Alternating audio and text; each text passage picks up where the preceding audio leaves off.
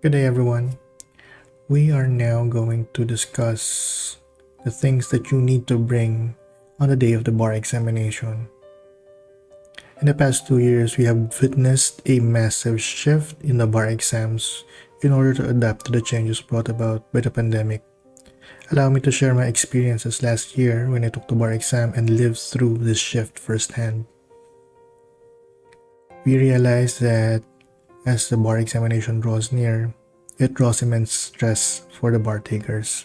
They feel all the feels, and unfortunately, it takes away valuable time for study and recovery time. Half of it comes from not knowing what to expect come bar exam day. Here, we will give some insights on what items to prepare and bring on the reckoning day.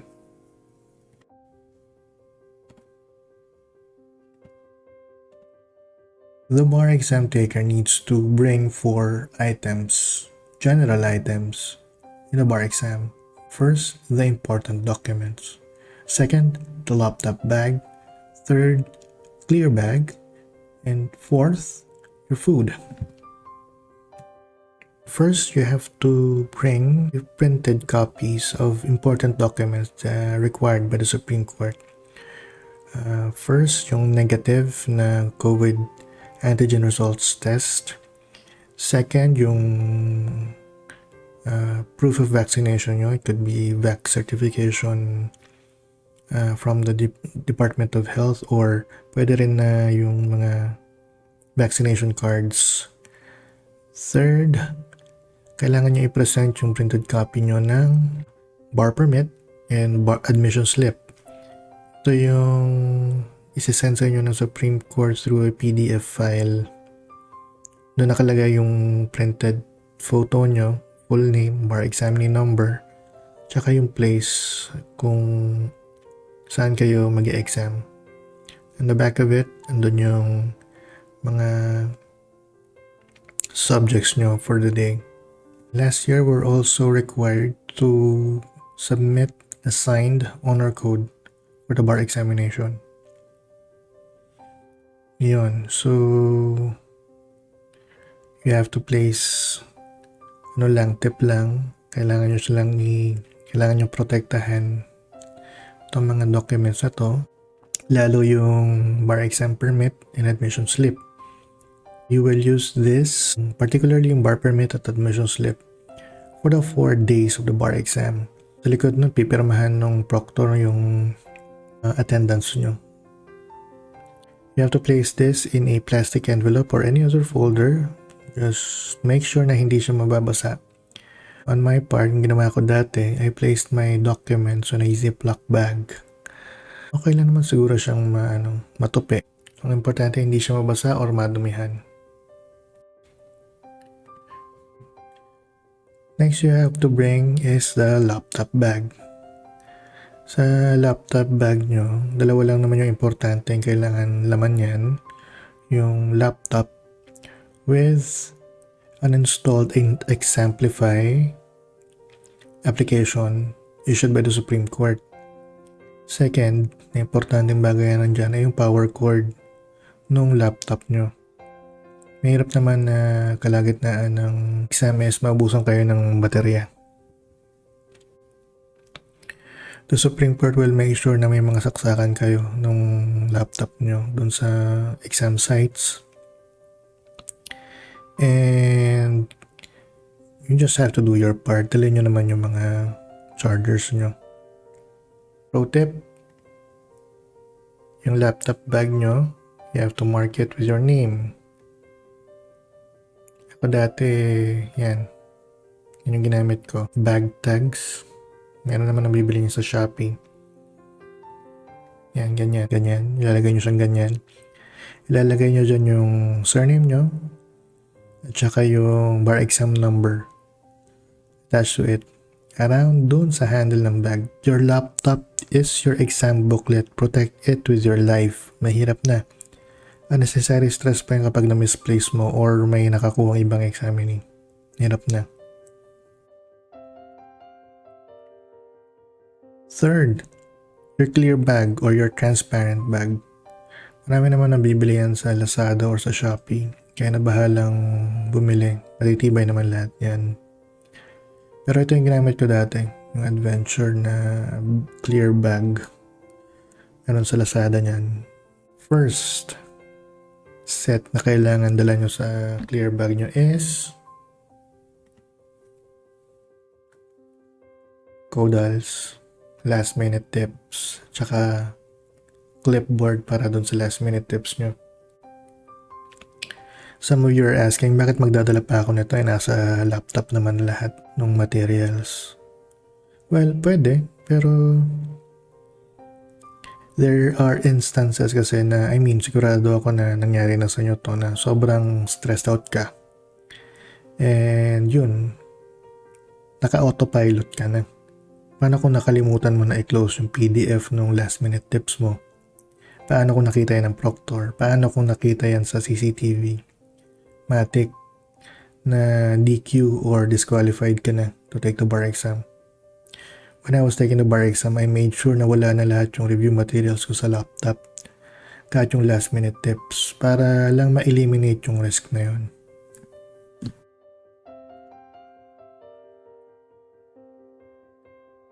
Third, sa clear bag, kailangan nyo yung protection kit nyo.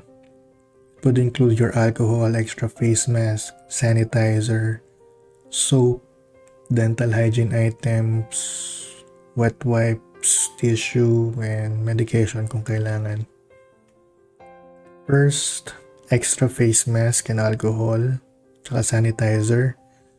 Let's look into it. You have to stay healthy. For exam days yan mga kapatid, be vigilant. Kailangan yung protektahan yung sarili nyo. Next is wet wipes and tissues. Alam na natin yan. Kailangan nyo yan kung sakaling sumakit yung tiyan nyo or kailangan yung number 2. Pero sana hindi naman. May mga testing centers na equipped ng bidets. So parang security blanket nyo na siya kung ma-jackpot kayo dun sa exam center na wala. So be sure na lang to bring a wet wipe or tissue. Next, let's look into dental hygiene items. Yung examination day nyo, it will start at 4 a.m.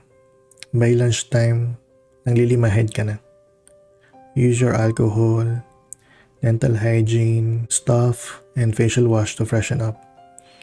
When I took the bar exam, I made sure na after nung lunch, nag-toothbrush ako, nagkilamos ako, para lang ma-cue doon sa utak ko na reset na uli, bagong exam na naman. Seryoso, effective siya. Mas madaling sumagot ng mahirap na tanong pagka fresh ka. Hindi ka nang lilimahid. Hindi ka na didistract sa dumi ng katawan mo.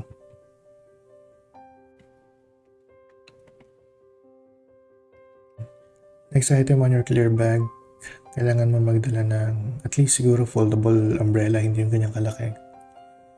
Kailangan mo na magdala ng hoodie or a scarf for good measure. Kailangan mo magdala ng umbrella kasi baka November yan, madalas umulan. Remember, may mga electronic gadget kayong dala. Make sure na you are dry kung sakaling may mga panak-anak ang pag-ulan. Doon naman sa hoodie and scarf, may mga exam sites na malakas ang aircon or hindi nyo rin kasi makokontrol yung yung pwesto ng upaan nyo. Pwedeng nandun kayo sa tabing-tabi ng aircon, hindi naman na kayo pwedeng palipatin ng lugar. Kasi nakaset na yun for the day. Make sure you bring something to keep you warm. A hoodie, a scarf, or a shawl. Kayo na bahala.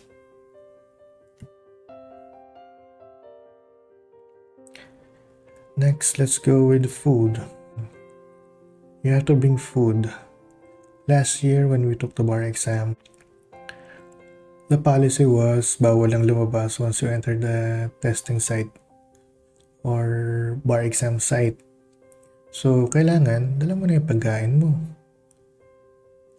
As much as possible, bring a packed lunch, preferably one you can eat without utensils. During our time, confiscated lahat ng utensils for security reasons. Which makes sense. So may dala akong packed lunch nun, kanin and ulam, pero walang kinuha nga yung utensils ko. Buti na lang meron akong baong snacks. Food of choice, nabasa ko to sa isang Facebook groups namin. Someone recommended peanut butter and honey. Luckily, I bought that for snacks and I ended up eating that as my lunch. Pero kung kanin is life talaga kayo, recommend onigiri or musubi. Meron sa 7-Eleven yan.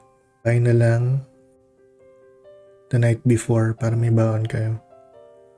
Next, pwede kayo magdala ng fruits. Nakakabusog na rin yan.